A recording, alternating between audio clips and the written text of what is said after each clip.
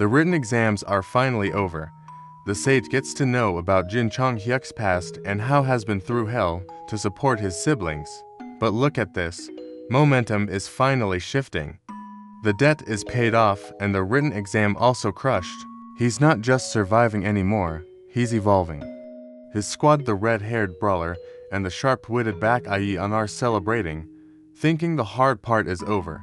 Jin tells his brother to relax and leave everything to him. It feels like a happy ending. But in this world, a moment of peace usually means a storm is coming.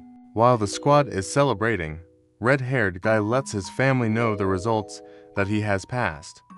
The sage looks at the results too and finds out that 42 out of 49 candidates have passed, which is a record passing rate. He looks at the instructor and smiles while thinking it might all be because of her and she might be the best person for this job. The elf senses the aura of Sage and smiles back at him, thinking this year, it's going to be interesting. Welcome to the assembly. While other squads get normal teachers, Squad B gets the elf, Shahar Kal laureate. An elf. She stands there with a cold, elegant smile and tells them she didn't pick this team by accident. She picked them based on temperament. She calls it the world tree's blessing or fate. But looking at those frozen eyes, Jin realizes this isn't destiny. It's a calculated move. The vibe in the room shifts instantly. This isn't a classroom anymore. Lesson 1. Portals. She asks a simple question: can monsters kill humans? Jin answers yes, but words aren't enough for her. There are friendly portals and hostile portals. Hostile portals are ranked from 1 to 13. The higher the rank, the more dangerous the portal. The elf acknowledges the sage. She is impressed by his knowledge even though he was sleeping through all the classes. Elf asks the girl what a rank 1 portal is. It's a low rank portal that has weaker monster and used as a training dungeon for candidates like us. The elf asks again, can monsters kill humans? Yes, they can definitely kill humans. Without a second thought, the sage replies. Oh, prove her point. She doesn't use a video. She releases pure murderous intent. The sage immediately notices her killer intent and starts thinking if he should pretend to feel the pressure. The room instantly becomes a gravity chamber.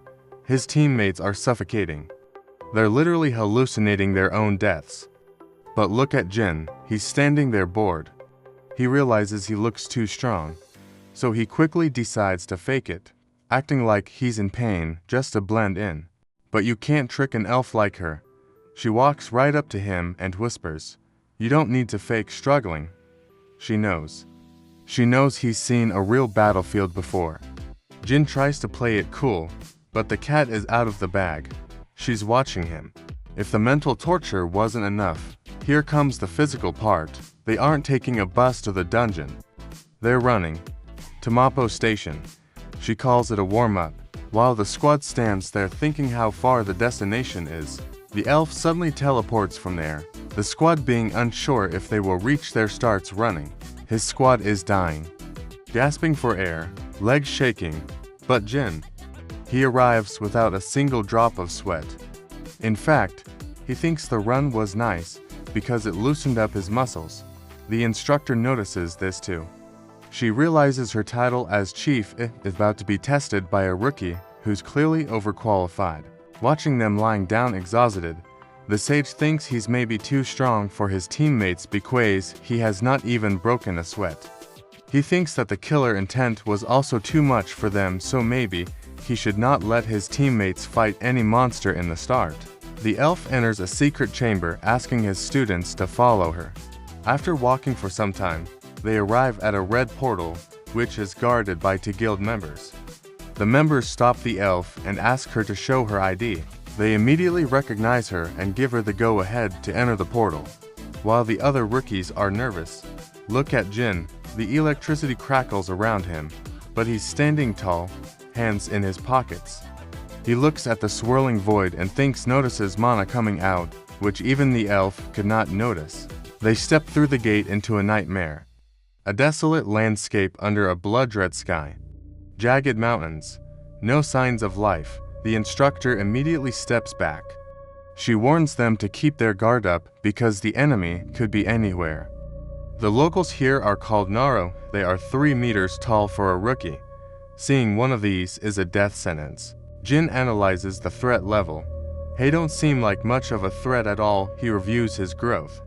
His stats have improved across the board, but the real game changer is his special passive skill, Inner Meridian Circulation Mastery. It doubles his efficiency, but the kicker, it activates Indestructible Body. This grants him an additional 20% boost to all physical abilities. The sage keeps sensing something coming from the front, so he takes the lead. As soon as that thing comes closer, he gives a hand signal and asks everyone to stop, while the rest of the squad is shaking in their boots, looking at 5 wolves. Jin looks at the 3-meter-tall monsters and thinks one thing: they don't seem like much of a threat, while the sage is unsure whether he should reveal his power or still hide it.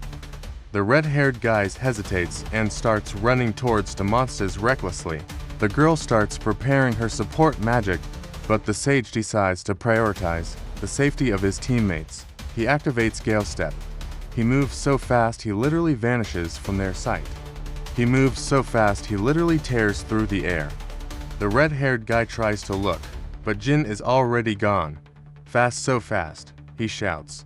Jin is already airborne, looking down at the beast with cold, glowing eyes. Time to check my actual condition.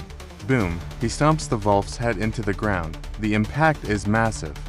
The beast is crushed instantly under his heel. Silence. The red-haired guy is stammering. This is insane. And the elf instructor. She stares at the student she thought was a newbie, completely horrified. She asks herself the only question that makes sense: no, is he even human?